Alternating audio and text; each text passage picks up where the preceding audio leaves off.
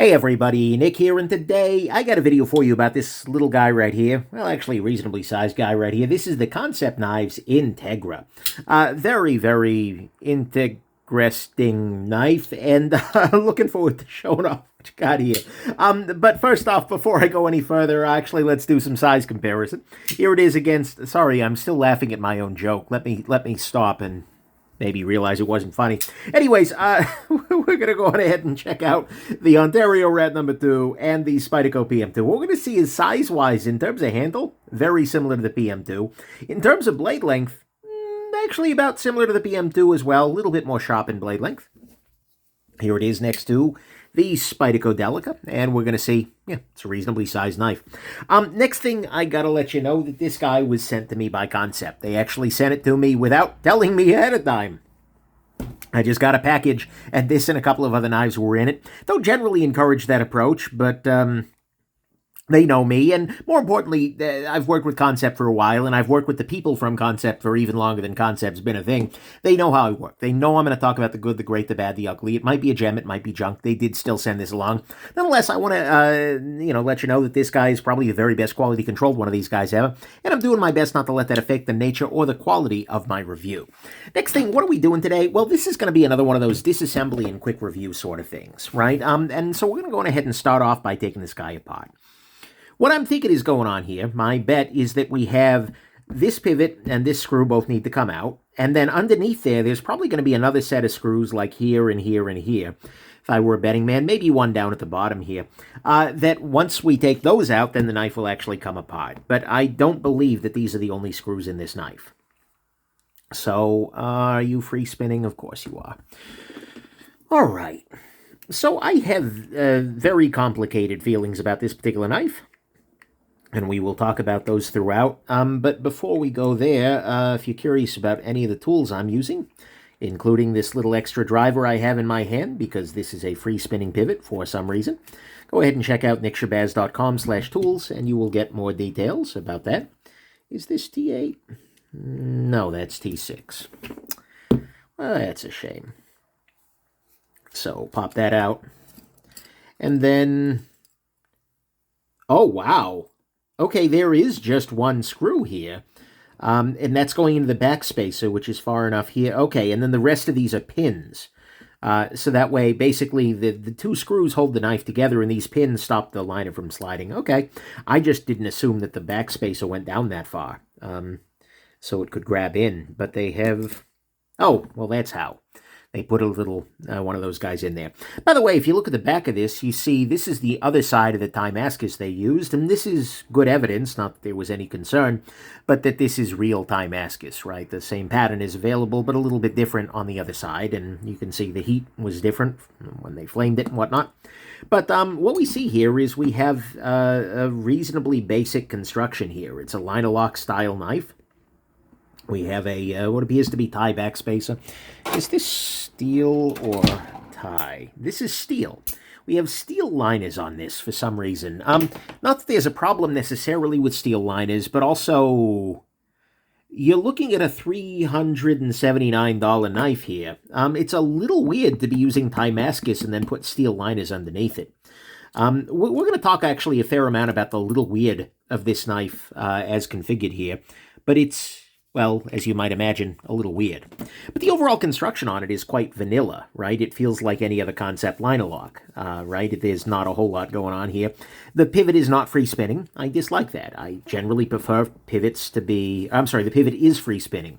I prefer them not to free spin. It just makes disassembly easier and just better and more reliable.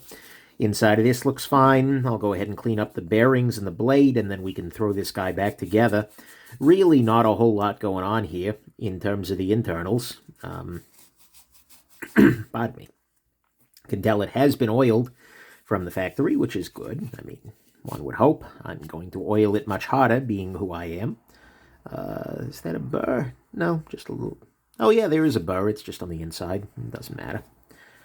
All right, so we'll go on ahead and take that out of there, and we'll put everything back together. I was a little surprised that there weren't more screws, but then I see what they're doing here, and then, okay, sure, why not? I'm going to go on ahead and use some knife pivot lube here. By the way, this is a design that is, this is not an in-house concept design. This is by a guy named J.K. Knives, who is a Polish knife designer. I believe you can get his custom knives, and this is going to be very counterintuitive, but you can get the Polish knife maker's custom knives, I believe, from Polish Custom Knives.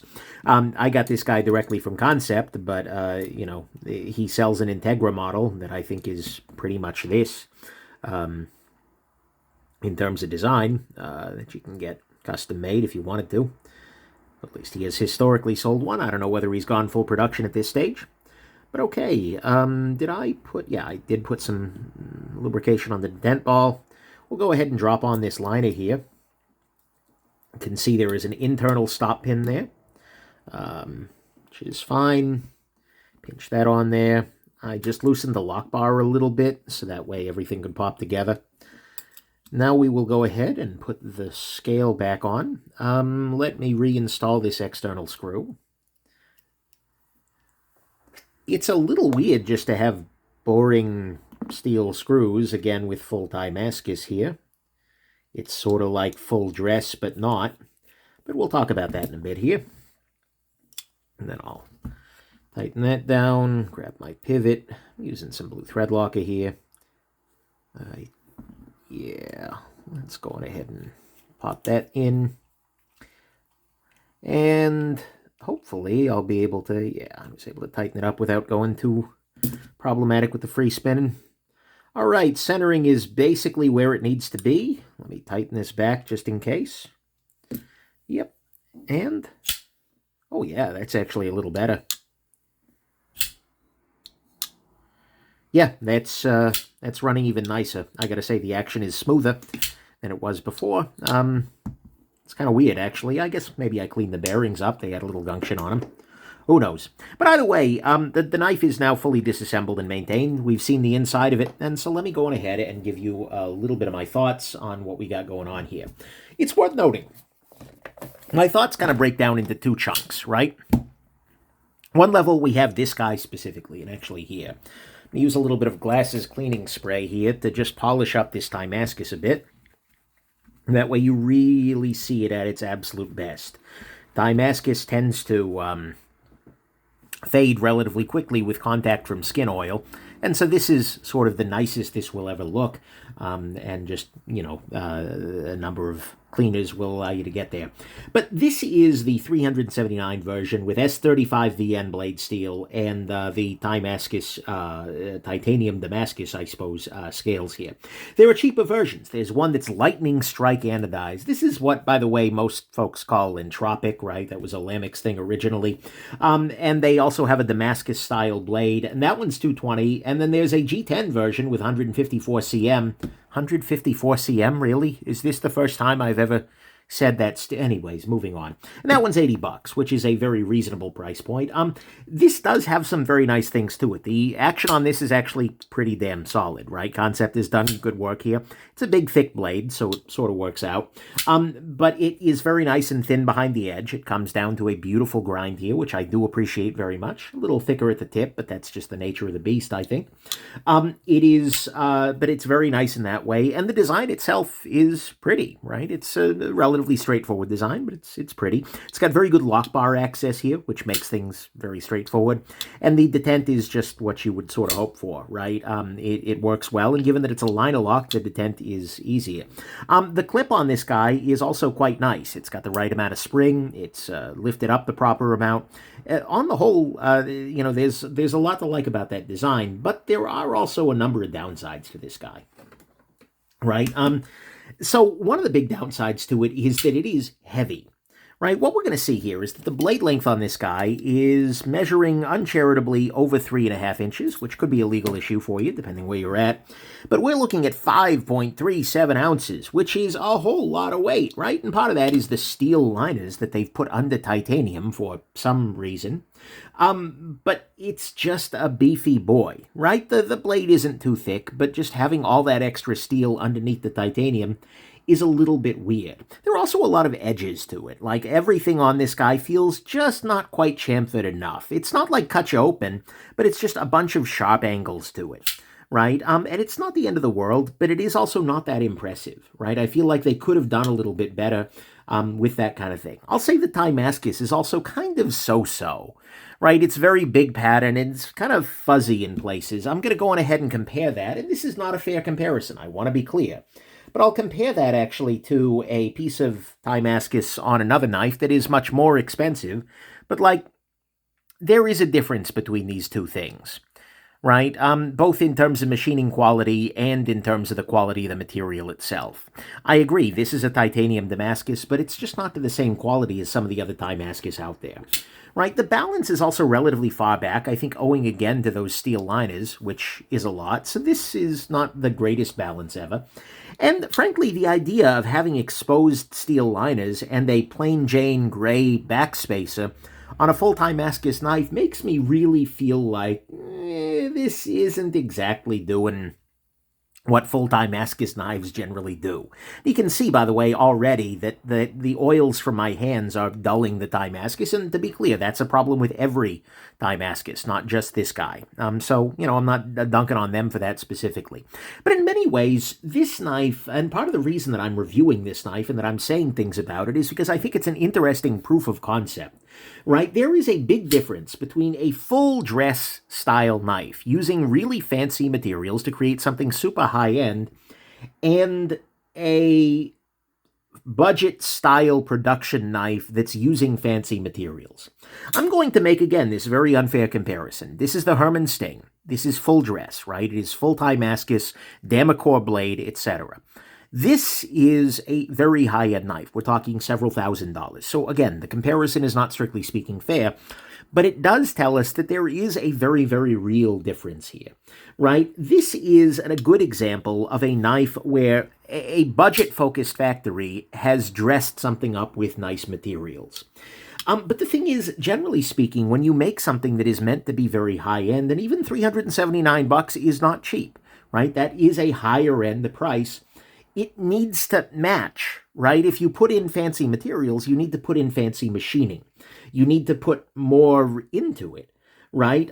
When you get the Timascus here, it's just not the most impressive Timascus. And given, again, the price is low, but it's not low enough, right? And similarly, if you're going for a fancy Timascus in one place, don't just do exposed liners and a plain Jane blasted titanium backspacer. And the rest of it, no, that doesn't even make sense to me, right? Like, why would you go this hard and then stop? And similarly, on the other side, why is this an S35 VN blade? If you're going for something fancy and dressy, I know that Kansept can do Damascus-style steels, right? I just add one.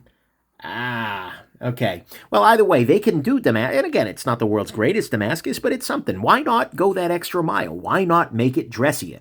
Technically, something with just the handle is fancy would be a half dress. So I don't need to hear that in the comments. But still, this is a really nice example of when a cheap factory, or maybe a budget-focused factory, tries to do something very expensive. It ends up just feeling anomalous. It feels superficial, right? It's not just official, it's superficial, right? Really, really official. And it ends up feeling not that fancy. You've made something out of fancy materials, but the result is not a fancy object. And in many ways, I actually feel like that $220 version feels like the better place to go if you're wanting something fancier, right? Because the kind of entropic style Damascus here, I'll show it to you on a knife that is, well, a little bit more, well, they're the people who started it, right? But this is an example of that lightning strike style anodization, right? Where it gives you something that looks a lot like a pattern welded titanium, but it is just a solid chunk of tie. But they've done that through the whole finish, right? This is, by the way, an Olamic whippersnapper.